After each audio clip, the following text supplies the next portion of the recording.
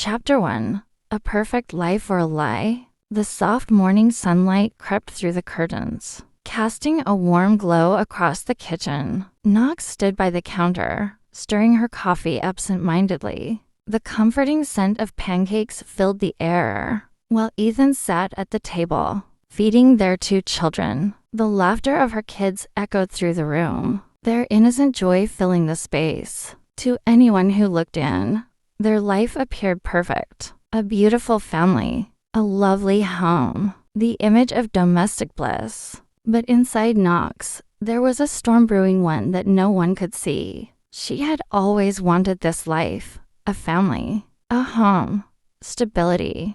But as the years passed, she realized that something deep within her had shifted. The person she was before marriage, before children, felt like a distant memory. She longed for something more, something that she couldn't quite name. She felt disconnected from herself. There were moments when she'd look in the mirror and wonder, is this really me? She loved her children, her husband, but the monotony of her life felt suffocating. Each day blended into the next, and she had become invisible, even to herself. It was then that she found herself searching for an outlet, a way to feel seen again. Chapter 2. A Double Life. It started innocently enough. Late one night, when the house was silent, Knox began to scroll through social media. She was looking for something to fill the emptiness she felt inside. And that's when she came across a group.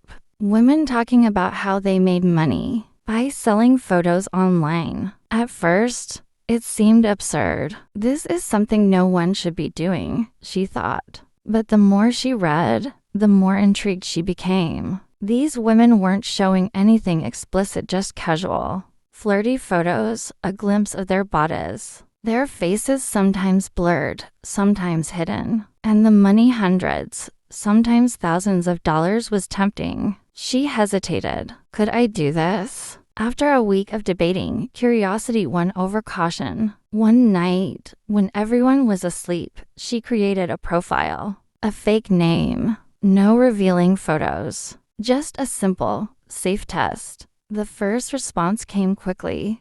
Compliments, offers, requests. It felt exhilarating. Her heart raced as she uploaded her first picture, a modest one. A glimpse of her collarbone, her hair falling softly across her shoulders. Within hours, someone paid $100 for it. She stared at the notification, disbelief washing over her. It's just one picture. But after the first, the second came, then the third. She became addicted to the rush, the thrill of being wanted. At first, she convinced herself it was harmless. Just a few pictures, nothing too personal. But the messages kept coming, each one more suggestive than the last. And the money, it kept growing. She began taking riskier photos. She even started asking for more money, extra for a closer shot, extra for a bit of skin showing. It was like a drug, and she couldn't stop.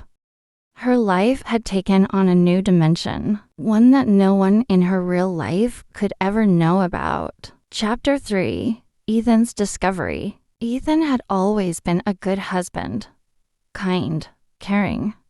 He worked long hours, but when he was home, he made sure to spend time with the children. He noticed when something was off with Knox. She'd become more distant, more distracted. She'd flinch when he reached for her, avoiding eye contact, always glued to her phone. At first, he thought it was just stress from being a stay-at-home mom. But then, he started noticing the changes in her behavior. She seemed less present, less engaged. Her laughter no longer felt genuine. Then, he found the bank statements. Large deposits appeared in their account, payments that Knox had never mentioned. What was going on? One evening, when Knox went to shower, her phone buzzed on the table. Ethan couldn't resist. He opened it, his eyes scanning the screen. A message. I'll send more if you give me something extra this time. Ethan's heart sank. With trembling hands, he unlocked her phone. He found the app, the one with the photos, the conversations,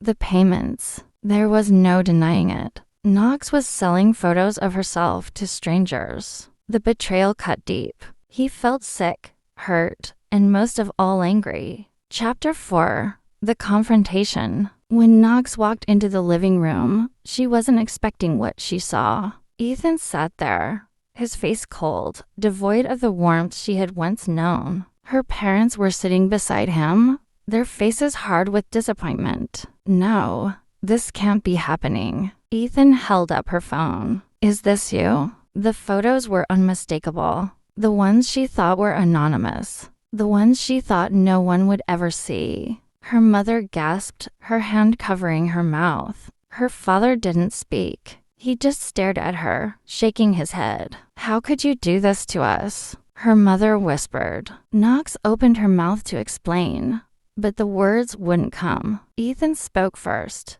his voice steady but full of hurt. Tell me why, Knox. Why did you feel the need to do this? The words caught in her throat. I don't know, she murmured. How could she explain it? How could she make them understand? Her father finally spoke, his voice thick with emotion. We raised you better than this. We trusted you. How could you betray us all? Knox's knees felt weak, her vision blurred with tears. She wanted to apologize, to explain, but nothing made sense anymore. Ethan stood up. You need to leave, he said. His words were final. Her breath caught in her throat. Ethan, please, don't do this. But his expression didn't change. Go. Figure out who you are. But you can't stay here. Her heart shattered. Her mother turned away, wiping her tears. Her father wouldn't look at her. Knox felt like a stranger in her own home. Chapter 5. The Aftermath. She sat in the car, staring at the steering wheel. Her hands were trembling. Everything was gone. Her family, her home, the life she had built with Ethan and the children was no more. She opened her phone. The messages were still there. The offers, the compliments, the money. For a brief moment, she considered going back into that world, the one where she was wanted, desired, powerful. But deep down, she knew that wasn't who she wanted to be. She opened her inbox, deleted everything, and shut the phone off. The money, the fake attention, the secret life gone. For the first time in a long while, Knox felt an overwhelming emptiness. But it wasn't a hollow, suffocating emptiness. It was a blank slate, a chance to rebuild. She put the car in drive and drove away.